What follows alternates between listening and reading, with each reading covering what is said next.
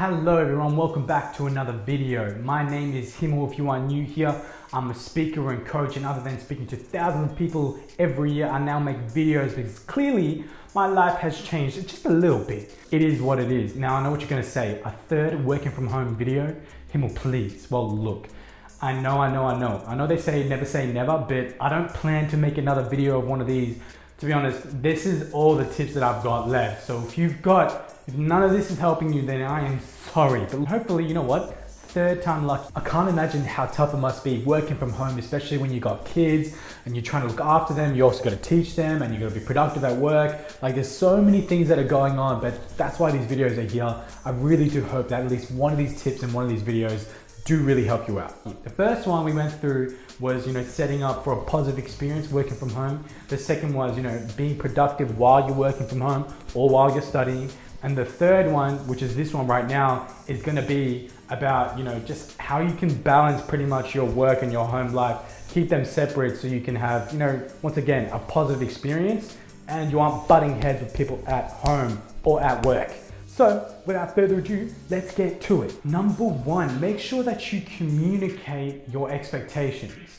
Just because you're working from home doesn't mean that you're available to everyone that's at home with you as well. And the chances are, if people are disrespecting your working space, maybe you just haven't made it clear enough, right? Make sure you tell, the people that you're living with, your roommates, your spouse, your siblings, right? Your kids, if they're old enough to understand, the cat and the dog, that you communicate your expectations to them, that, during work hours, this working space that you have of yours is off limits to everyone except you. And speaking of expectations, do not blur the lines, right? We want to keep your work and other aspects of your life separate. That means that do not respond to emails late at night or on weekends.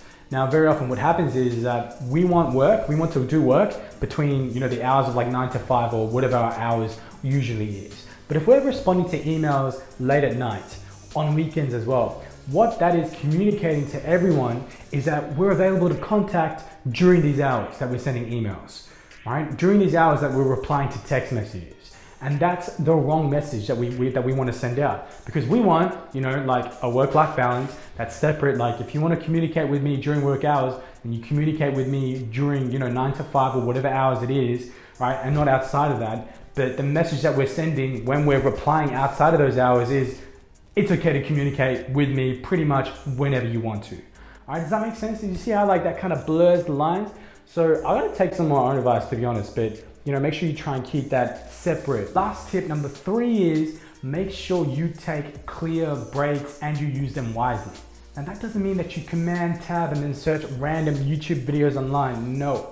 Right, what that means is you take a step away from your working space, right? Leave all screens behind, because we're staring at screens for hours these days. Maybe taking a step outside like this. Even if it is just for a few moments, just step outside for a little bit, take a few deep breaths of fresh air, just so you can recharge your batteries and rejuvenate yourself, so when you get back inside, you can sit down and get straight back into work. And if you can't step outside, make sure you do something else, like hang out with other people in the house, or make a coffee or something. Just make sure you get away from the screen. And with that, that's our last working from home tip. I really hope that the tips in this video or the tips in previous videos, which I will link somewhere, I really hope at least one of them did help. Please use it and let me know if it did work for you, or if you have tips of your own that I haven't mentioned at all. Please make sure you let me know in the comments. I'd love to really know them, and who knows, I may make another video. Never say never. If you did like this video, please make sure that you do like it and you subscribe to the channel, and I guess I'll see you in the next one.